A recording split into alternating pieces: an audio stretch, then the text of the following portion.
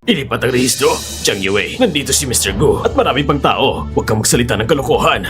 Mr. Jiang, hindi ba sabi, ngayon espesyal na handog para kay Xiao Jiang na may salo-salo? Paano ito magiging paglilipat ng rehistro? May anak na ganito, huwag mo masyadong ipilit. Nakahanda ng mga legal na dokumento. Kapag nilipat ko na ang aking rehistro, ako at ang pamilya Jiang wala ng kaugnayan. Jiang Yue, maraming tao dito. Huwag kang magsalita ng kalokohan. Hindi ako nagsisinungaling. Lahat ng gastos ko sa pamilyang Jiang ay naibalik na. Ako at ang pamilyang Jiang ay malinaw na. Dumating ako ngayon para linawin ito. Para hindi na kayo magtabi ng isang kwarto. Para ikulong ako. Ano? Ikukulong? Ang talentong tulad ni Miss Jiang sa pamilya Jiang. Bakit ikukulong? Bagaman mali ang ikulong, pero putulin ang relasyon, sobrang labis naman. Jiang Yue, huwag kang magsalita ng kalokohan. Sabi ko na nga ba, ang utak nitong walang utang na loob na anak nakabalik sa pamilya ko pagkatapos yumaman. Ngayon, una ka pang lalaya sa pamilyang Jiang. Jiang Yue, kung ganito ka makakalimot sa utang, hindi ka ba natatakot na pagtawanan? Bakit ako matatakot? Pagkapanganak ko, ay iniwan mo ko sa isang ampunan. Ikaw, sa responsibilidad mo bilang ina, hindi ka natatakot? Huwag kang magbintang nang wala sa katotohanan. Ang malas mo lang talaga at nahuli ka ng mga trafficker. Kami naghirap ng husto para lang hanapin ka. Hindi namin inaasahan na sa halip na magpasalamat ka, gusto mo pang putulin ang relasyon sa amin. Ngayon, ikaw pa rin ang sumasalungat. Inaakusahan ng mga magulang mo. Ganun ba? Siyang yun.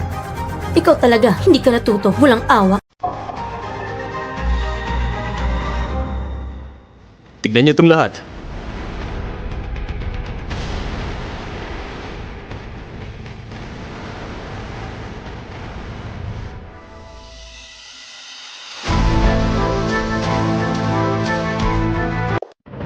Hindi ba't si Mas Jiang yan? Talagang siyang nag-iwan ng bata. Paano ka magkakaroon ng ganitong ina? 18 taon ang nakalipas. Ikaw siyang yun, sadyang tumakbo sa liblib ng bayan para manganak ng maaga. Bago pa dumating ang pamilyang Jiang, iniwan mo ko sa harap ng ampunan.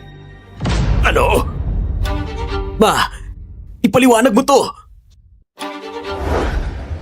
Ito ang CCTV lang taon ang nakalipas. Siyang yun. Nang ipinanganak mo ako, iniwan mo ako.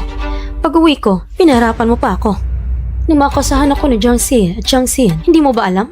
Alam mo naman, nang malaman mo kung paano ako nabuhay sa pamilya Jiang, hindi mo alam? Alam mo ang lahat. Sinadya mong gawin ang lahat. Kung hindi dahil sa'yo, ako, hindi sana nahirapan na ganito. Ako, si Gu Jingxiao, itatama kong lahat ngayon. Ngayong araw, ang rehistro, kung hindi mailipat, bukas, sino man na magtatangka makipagsabuatan sa pamilya Jiang ay laban na rin sa akin. Shit yun! Ano ba itong nangyayari? Hindi kailangan ng sariling anak, ngunit ipinalaki ng sobrang ibang bata, talaga namang kakaiba. Eh ano kung ganyan? Ikaw ang anak kong isinilang. Ako ang magpapasya kung aalagaan ka o hindi. Sa akin nakasalalay. Tumahimik ka! Iniwan mo mag-isa ang sarili mong anak. Ikaw ang nagsilang sa kanya! Paano mo may papaliwanag sa kanya ang ginawa mo? Ikaw pa ang may karapat na magsalita ng ganyan? Ipinakasal ako sa pamilya Jiang sa loob ng maraming taon. Pinanganak ko sa iyo ang 4 na anak. Bakit hindi mo inisip? Bakit ang unang 3 ay maayos? Pero siya lang pinaghalo sa panlabas ng babaeng kalikuan. Nagpagsabuatan ka! Noon, kamatayan ng aking ama. Buntis ako sa iyong anak. Araw-araw akong umiyak. Samantalang ikaw, kasama ang ibang babae. Araw-araw nagmamahalan. Ikaw na ganitong tao. May karapat na magsalita na ganito? Ma, tama na ma. Tama na.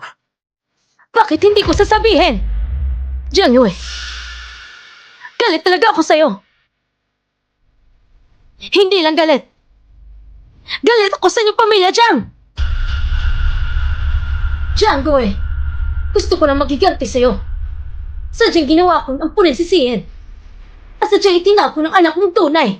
Ngayon, ang anak mong tunay ay galit na galit sa'yo. Ramdam mo ba ang sakit na ito? Ramdam mo ba? Kumusta ang pakiramdam? Nababaliw ka na talaga! Oo! Baliw ako! Jiang Yue, magalit ka man sa akin, walang silbi. Kung magpapatuloy ka pang magalit, ako rin yung ina. rin ang nakatata na anak ni Jiang at Shen. Kahit magalit pa kayo sa akin, hindi niyo ako mapapahama. Ganun ba? Lahat ng sinabi mo ngayon ay magiging patuloy na iyong krimen.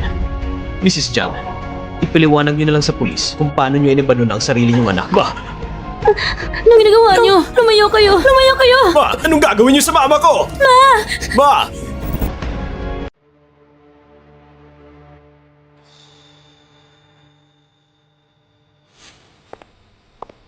Pirmahan niyo na at susunod tayo sa legal na proseso. Wala na akong kaugnayan sa inyo.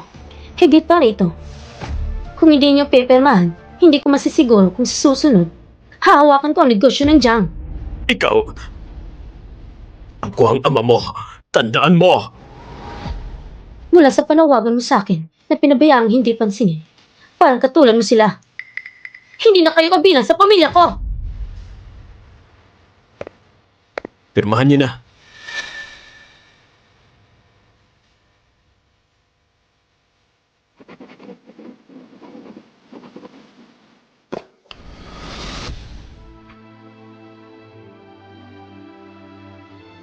Simula ngayon, wala na akong kaugnayan sa pamilyang Jiang. Wala na kahit anumang koneksyon. Jiang Yue, talaga bang hindi mo na kami mapapatawad? Halika na. Mr. Jiang! Mr. Jiang! May kailangan ako ayusin sa bahay. Uuwi mo na ako. Hanggang sa muli. Mr. Jiang, kailangan ko munang kunin ang bata ko sa school. Kaya pupuntahan ko siya para sunduin siya. Uuwi na rin ako. Kamakailan lang. Hindi mo na ako makikipagtulungan sa inyo. Ako rin. Medyo abala ako. Lumayas kayo! Lahat kayo lumayas! Lumayas kayo! Pa. Tapos na. Lahat ay wala na.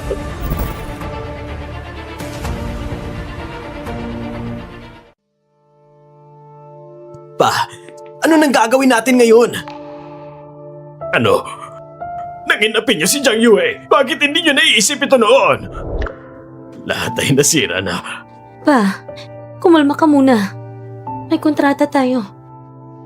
Sa Gucci, hindi ka rin nila mapapahamak kahit ilang partner ang umalis.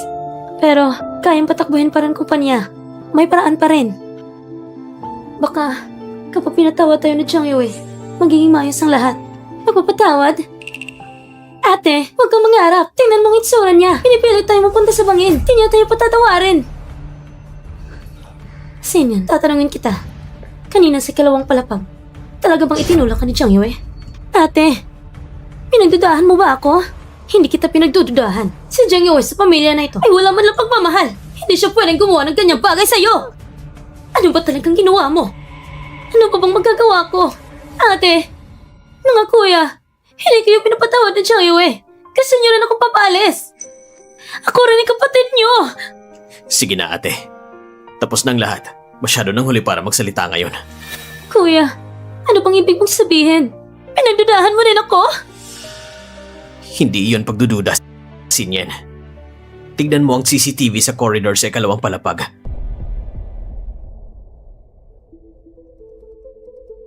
Pasensya na. Ayaw ko rin ng ganito. Ewan ko rin. Bakit nangyari ang ganito?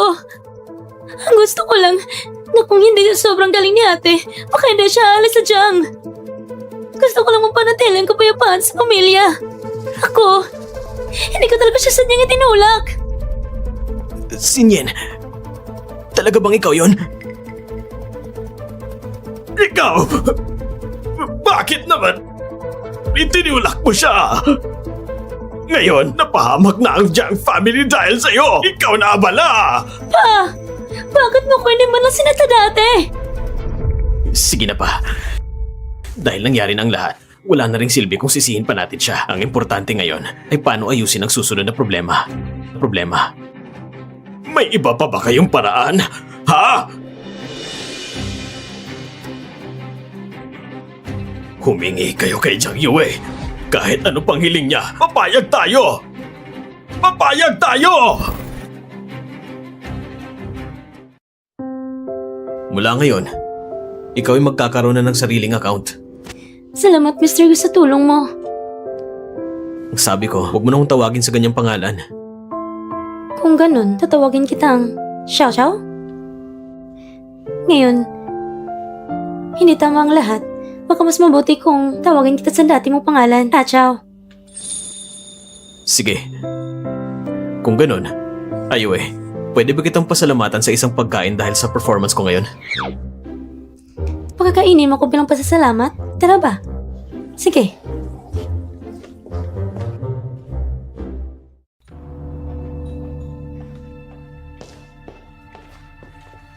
Ikaw ang espesyal kong career ngayon.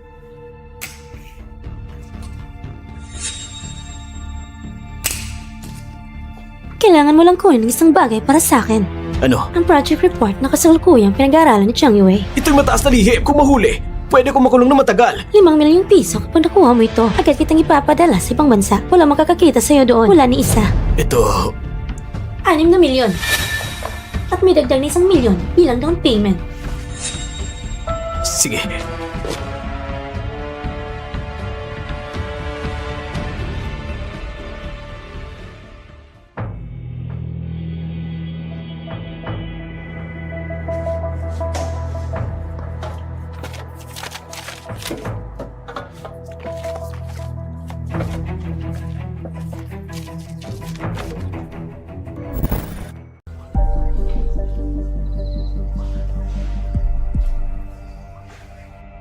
Boss, ito mga kopya na naiprint ko pagkatapos ko ito makuha para malinaw ang usapan natin tungkol sa pera. Tapos na ang transaksyon. Umalis ka na agad. Sobrang ayos mo, boss.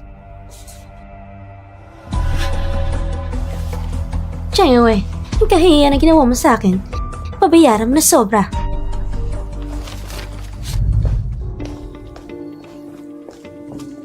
Ma, si ate naghirap sa'yo para mailabas ka lang sa kulungan. Huwag ka na sanang pumunta sa media at magsalita ng kung ano-ano. Asawa ng CEO na Jiang si Shen Xiangyun ay binulgar na sarili ng anak na si Jiang Yue ay sinadyang iniwan siya. Simula nang pumasok si Jiang Yue sa industriya, ang mga gamot na na-develop niya ay matagumpay niya na itaguyod. Ang industriya ng medisina sa buong lalawigan, siya rin itinawag bilang ang batang henyo sa larangan ng siyensya. Ang isang batang kasing galing niya ay pinabayaan dahil sa personal na lita ng mga magulang. Para sa isang ina, ito ay isang napakawangis na kilos.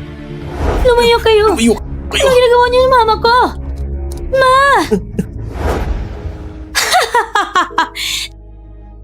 Jiang Yue!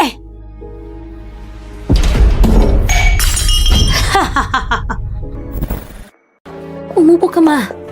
Ma, hinggan mo ako. Kumalma ka lang. Wala kayong kwenta! Ma, anong sinasabi mo? Sinasabi ko lang na isa-isa kayong walang kwenta. Lumaki kayong palalo at walang pakialam. Gaano karaming perang na-invest ko sa inyo?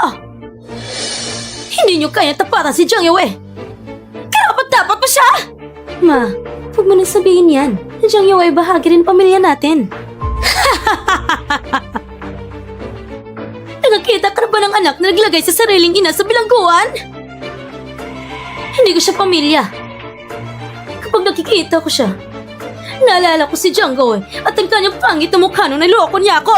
Ma, ano bang sinasabi mo? Ang alitan mo kay Papa, hindi mo dapat ipinapasa kay Jiang Yue. Kahit ikaw ay naglakas loob na kontrahin ako? Talaga?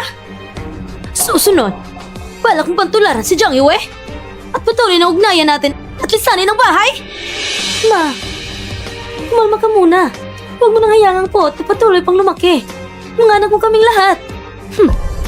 Ano mga anak ko? Wala naman kayong silbi. Kundi isang grupo lang kayo ng mga inutil na di makakatulong sa akin. Kung meron man sana kayong kakayahan na gaya ni Jiang Yue, kailangan ko bang tiisin ang ganitong kahihiyan?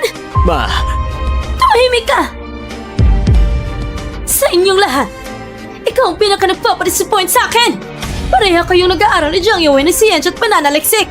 Bukod sa mga librong dala at sa palaging pag-aalis niya, wala naman siya na itutulong. Samantalang ikaw, pinagastos ko ng malaki para makapag-aral sa abroad. Isang top student mula sa MIT. Hindi mo pa rin siya kaya tapatan? At may mukha ka pang humawak sa kumpanya ng Jiang? Lumayas ka! Simula bukas, ang kumpanya ng Jiang hindi mo na pwedeng pakilaman! Ma, matagal ko nang hinawakan ng kumpanya at pumayag na rin si Papa. Huwag mo siyang gamitin para apihin ako! Kalahati ng kumpanya ng Jiang, pera ng pamilya ko yon! Pag sinabi kong lumayas ka, lumayas ka! Mga walang kwenta! Lumayas kayong lahat! Lumayas kayong lahat! Wala naman kayong silbi. Ma, Si Tara na. Tara na.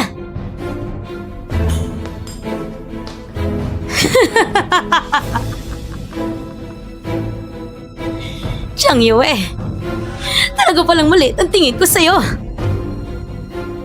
Patay ka na, pero nakabangon ka pa? Hindi pa matatapos dito. Siguradong may pagkakataon pa.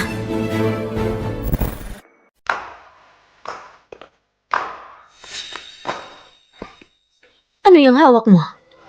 Ma, ako, hindi ko sinasadya. Pinakuha ko sa ibang project book ni Jiang Yue. Hindi to pa mga tala ng research.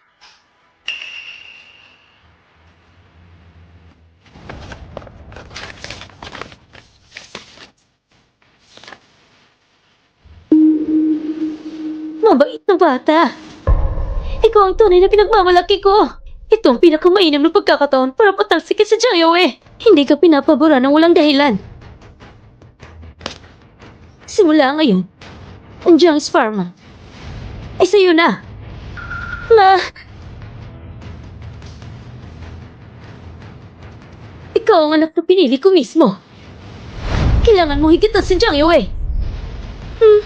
Huwag mo ko ipahiya.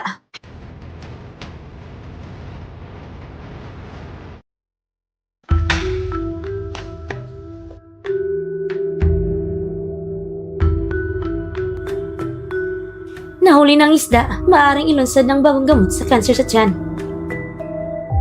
Ate, ano nang gagawin natin? Diretsong kinuha ni Mama si Sinyan at lumipat ng tirahan. Busy rin si Papa at abala sa trabaho. Ano sa tingin mong ginagawa ni Mama? Ano kayang iniisip niya? Huwag na natin isipin ang mga nakaraang pangyayari. Ang importante ngayon ay ang kasalukuyan. Isang maayos na pamilya na durog sa 4 na sulok. At hawak pa ni Mama ang kalahati ng shares ng Jiang's. Narinig ko sa bangko. Idilipat na ni Mama ang karamihan ng cash flow ng Jiang. Bakit kailangan ni Mama ng maraming pera? Hindi lang pera ang gusto ni Mama. Ibinigay pa ni Mama ang ospital na hawak ko at ang research institute kay Jiang Xinyan. Ano? Hindi lang yon. Si Mama at si Sinyan, hindi ko alam kung saan nila nakuha ang research book. Nagawa nila ang special na gamot sa cancer sa tiyan. Halos kapareho ng sagu. Ang diferensya lang ay ang bisa at pangalan. Pwede bang itanong, ang espesyal na gamot ng Jiang ay nilunsad ng sabay sa Go-Pharma? Totoo bang narinig namin na kinamumuhian ninyo ang inyong sariling anak na si Jiang Yue? At sinadya niyong gamitin ito para papagsakin siya? Paano naman si Jiang Xinyan na inyong inampon? Anong nararamdaman ninyo para sa kanya? Bakit niyo iniwan si Jiang Yue? Ngayon, ay tinatawag siyang Little CEO Jiang at nagkakamit na ng napakagandang tagumpay. Nagsisisi ba kayo na iniwan niyo siya noon?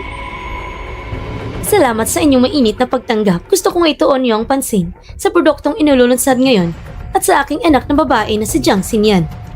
Sa mundo na ito, maraming bagay na mas malaga kaysa sa tugot laman. Katulad namin si Xinyan, kami ay mga pinalihim na pamilya ng tadhana. Si Xinyan ay gumagawa rin ng research at ang kakuha ng pangalawang pwesto sa buong probinsya. Ito ang karangalan ng aking pinaghirapan. Miss Jiang, magbigay ka ng ilang salita. Malago na tinatanggap ang lahat ng mga journalists sa inyong pagdating ngayon. Ang espesyal na gamot sa cancer sa tiyan ay inimbento namin ng mga guro sa Research Institute. Ang proyektong ito ay matagal na namang sinimulan, ngunit hindi pa nailalabas sa publiko. Hindi tulad ng Go na palaging high profile. Pero kailan nagsimula sa Jiang Xinyan ng research? Ang kilalang research progress book, maliban sa ilang choices ng raw materials at alternates, halos kopya talaga ng Gu. Hindi ba illegal yun? Hindi naman sigurado. Ang bagong gamot ng Gu ay wala pang patent. Bukod dito, late pa ang market launch. Kung may problema man, dapat ang legal department nila ay kumilos na noon pa.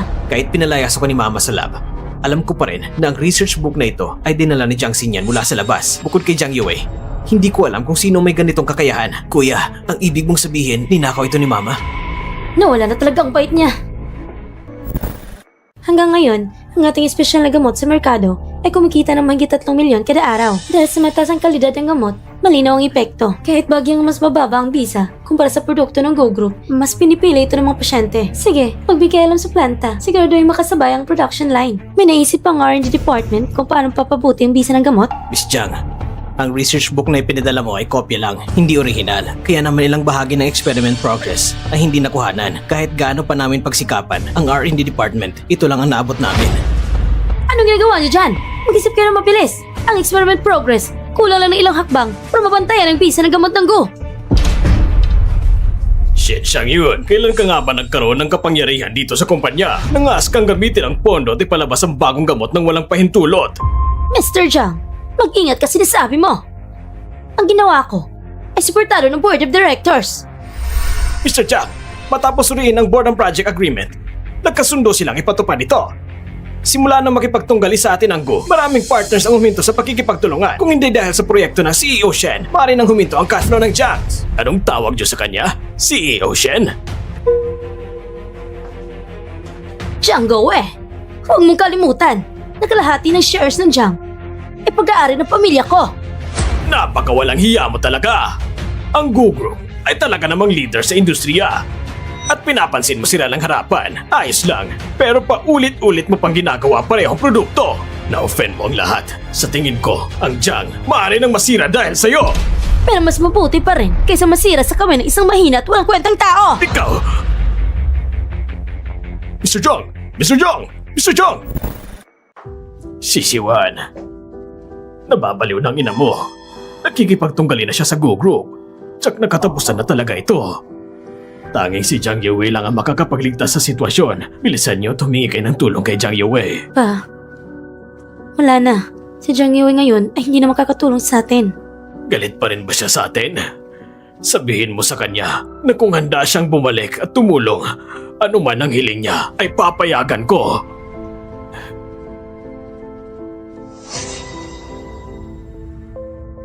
Pa, ang proyekto nila Mama, malamang ininako mula sa research si Jiang Yue. Ano? Ibinigay ng Mama ang Research Institute kay Xinyan. Ngunit sinabi sa akin ng mga tao sa Research Institute na ang proyekto nila ay binili mula sa ibang bansa. Ngunit ang laman nito ay lahat nakaprint o kopya lang. Kitang-kita na ninakaw ito at lahat ay pumirma ng confidentiality agreement. Pa, isipin mo, sino pa ba sa buong syudad ang may ganitong talento? Sila Mama, malamang ay gusto nilang maagap bago pa ma-apply ng GU para sa patent at market release. Gumawa sila ng substitute ng gamot para agawin ang market. Kaya nila ginamit ang illegal na paraan para nakawin ang business secret. Pa, Sila, Pa, kumalma ka lang, Papa. Si Mama ngayon, kasama si Xinyan, ay hindi nakikinig sa sino man. Kung wala tayong paraan para pigilan sila, tapos na ang buong Jiang family. si Jiang Yue. Humingi ka ng tulong kay Jiang Yue. Sana tumulong siya at panghinaan ng loob si Gu Jingxiao at patawarin sila.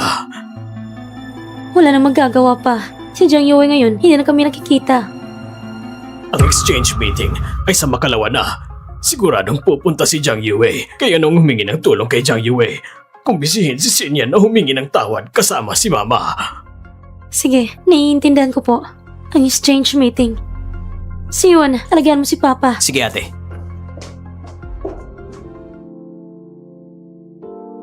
Miss Jiang, ang hinaharap niyo ay walang limitasyon. Ang research achievement mo ay kaya makipagsabayan sa Go. Kahanga-hanga ang tapang. Kahanga-hanga ang tapang.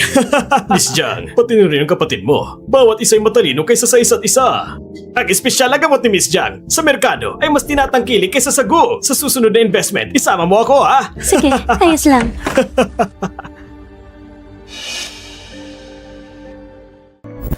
Hindi ba si President Jiang yun?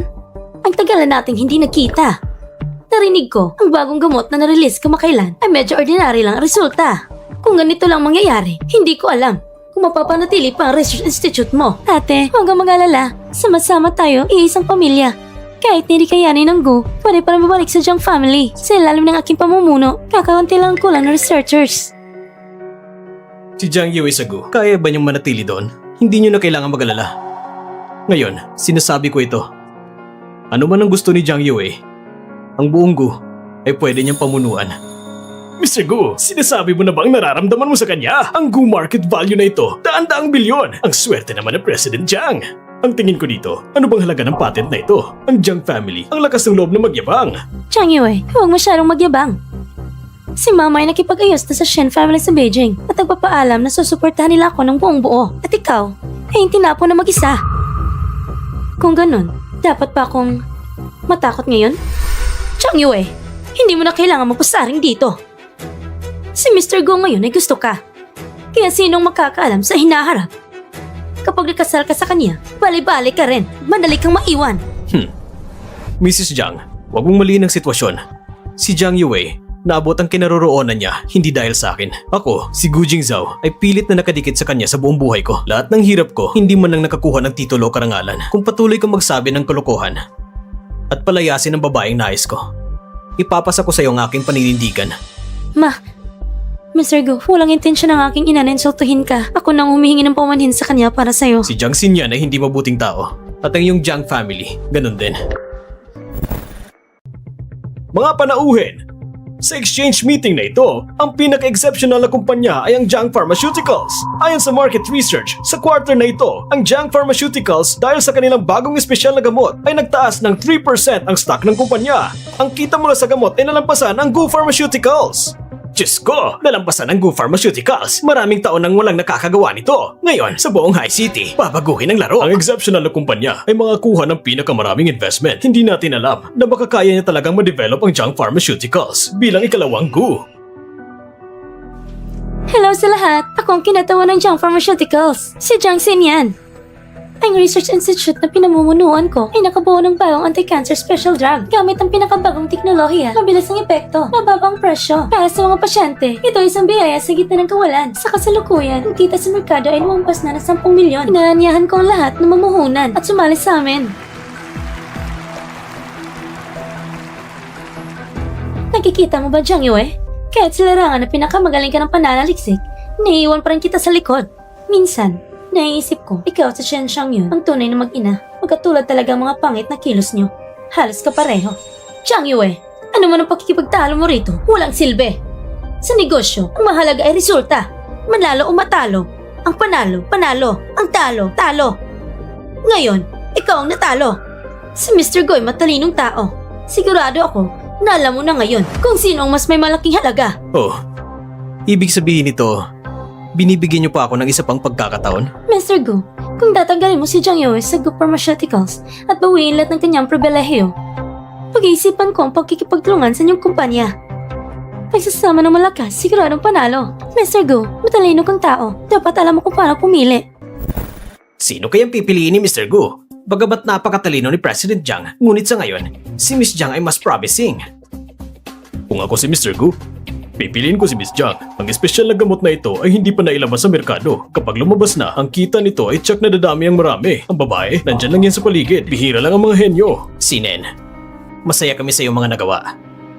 Ngunit hindi kailangan lipuin ng lahat. Miyembro din si Jiang Yue ng pamilya natin. Tama lang ang hangganan. Paano mo nakuha ang iyong tagumpay? Alam niyo ng lahat.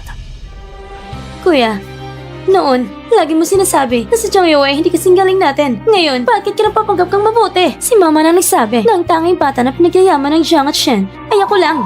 Tama. Mr. Gu, kung pipiliin mo si Xinyan, ang Shen sa Beijing, ang Jiang sa High City. Sa lahat ng lugar na maimpluwensya ako, lahat ay magiging para sa'yo. Ma! Nababaliw ka na ba? Ang tagumpay ni Jiang Xinyan ay dapat para kay Jiang Yue. At ang proyektong ito ngayon ay ninakaw niya lang kay Jiang Yue. Kuya, may ebidensya ka ba? Nandito kayo para aksiyahin ng akusasyon? Mag-ingat ka. Hindi naman kita. Ebidensya ba? Wala siya. Meron ako. Ilabas niyo na.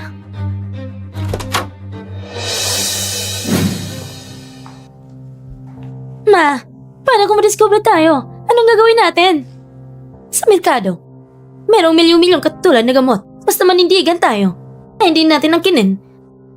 Ang hatol na ito ay hindi matatanggal. Miss Jiang, tulungan mo ako! Nahuli nila ako! Huwag kang masinungaling! Hindi kita kilala! Hindi kilala? Miss Jiang, talagang madali kayong makakalimot mga mayayaman. Sige.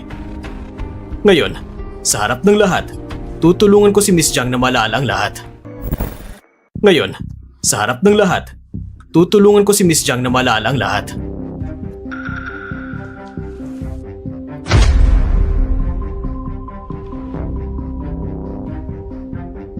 Noong August 13, si Jiang Xinyan sa isang kape ay lihim na nakipagkita sa aming R&D staff na si Lian. At nagpadala ng 1 milyong deposito para nakawin ang aming corporate secrets. Itong ebidensya. Nung gabi ngayon, bandang alas 10, si Lian ay lihim na pinatay ang kuryente sa kumpanya at pumasok siya sa opisina ni Jiang Yue gamit ang kanyang cellphone para kumuha ng litrato ng aming bagong plano at progreso sa R&D. Pero ang hindi niya alam, ang aming surveillance at lighting system ay hiwalay. Klarong nakuna ng kamera ang lahat ng ginawa niya. Noong alas 12, si Jiang Xinyan ay nakatanggap ng report na ito at binigyan si Lian ng isang cheque na 5 milyon para makatakas siya sa High City. May tao at ebidensya. Ano ba bang sasabihin mo? Tapos na. Ito isang bitag. Walang masabi kung bakit.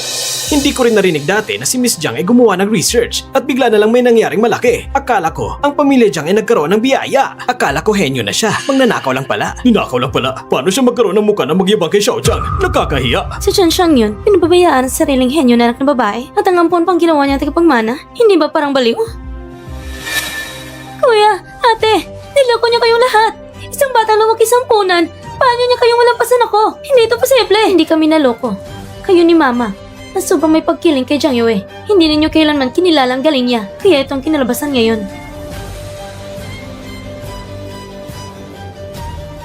Miss Jiang, nakatanggap kami ng reklamo na ikay pinaghihinalaang gumamit ng hindi tamang paraan upang nakawin ang business secrets at gumawa ng malicious profit sa produkto. Formal ka na naming aarestuhin. Hindi tama. Hindi niyo ako pwede-arestuhin. Ako ang pinuno ng Jiang Pharmaceuticals.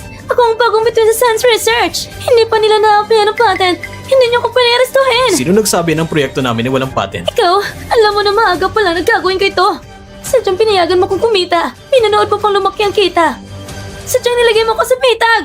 Jiang Yue, asama mo talaga. Ito, kung ang R&D output ng Jiang Group ay ninakaw lang kay Xiao Jiang, isang pirated copy lang, nagawa ng maging ganito kalaki. Gaano kaya kahusay ang original product ni Xiao Jiang? Isang ninakaw na imbensyon lang at nakatulong na iligtas ang Jiang Group na lubhang may utang. Si Xiao Jiang ang tunay na karapat-dapat na between sa research at ang Gu Group ay tunay na ngunguna sa hinaharap. Ako ay susuporta sa Go Group. Ako rin! Kuya, anong gagawin natin? Ang yaman ni Jiang Yue ngayon, hindi na natin kayang tapatan. Balikan natin si Papa. Naresto na si Mama at si Xinyan. Ang Jiang family ay nabangkarote na. Sinabi ko na ba, magaling akong mag-akit ng investors? Tama ka, ang asawa kong pinakamagaling. Huwag kang magpadalos-dalos, hindi pa tayo nagparehas ng kasali. Sige na. Ngayon, ibibigay ko na sa iyong kumpanya at ang mga tao. Kaya tanggapin mo na rin ako. Jiang Yue! Jiang Yue, nauunawaan na namin ang aming pagkakamali. Hindi na namin hiniling na patawarin mo kami. Ang gusto ko lang malaman, ano ang dapat kong gawin para maibalik ang iyong loob. Jiang Yue, naaresto na si Xinyan at Mama. Dahil sa malaking halaga ng kaso, maaaring hindi na sila makalabas sa buong buhay nila nang marinig ni Papa ang balita. Nagkaroon siya ng relapse at heart problem. Baka... Jiang Yue, nagbayad na kami ng matinding kapalit. Hindi mo ba kami pwede patawarin? Matinding kapalit? Kayo isa-isa, ay buhay na buhay pa. Ano itong matinding kapalit? Jiang Yue! Kami na lang natitira sa Jiang family. Si Xinyan at si Mama para sa proyekto ay nagkautang ng napakalaking kompensasyon. Wala na sa account ang pera. Ipinapahayag na nabangkorote ng Jiang family. Ang ganitong kapalit, hindi ba ito sapat na malaki? Ang kalagayan ngayon ng Jiang family ay bunga ng inyong sariling gawa. Mas pinili ninyong pamilya ang mabuting kapatid ninyo at sumira sa kumpanya ninyo. At pinilit ang inyong ama na mapunta sa ospital. Anong kinalaman ko dito? Pero Jiang Yue, tayo ay pamilya pa rin. Mali. Siya lang ang aking pamilya. At ang bayad sa paglabag sa patent, ipadala na agad sa aking account. Ang kasal ko, hindi na kayo iniimbitahan.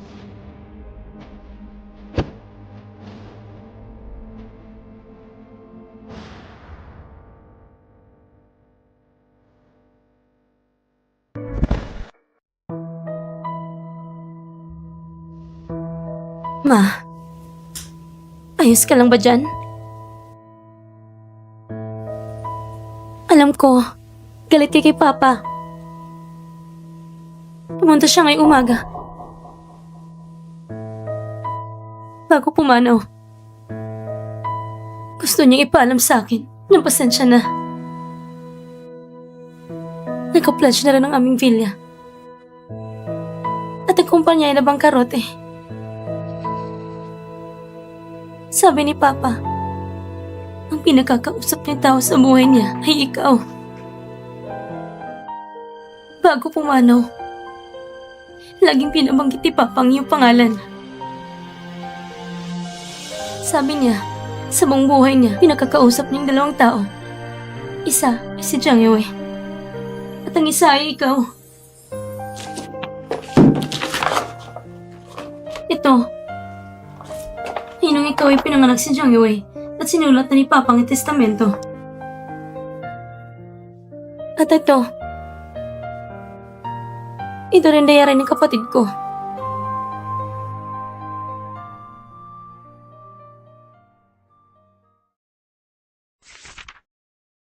Nakita ko si mama ngayon. Ang ganda niya. Mas maganda kaysa sa iniisip ko. Ang aking mama ay pinakamahinahong mama sa buong mundo. Ang kologan niya sa akin ay kakaiba kumpara sa iba. Mama, dati nasa tiyan mo ko at konektado sa iyong dugo. Sa loob ng 10 buwan, ang koneksyong ito ay nananatili hanggang sa ako'y pinanganak at patuloy ang ugnayan kahit libong milya ang pagitan natin.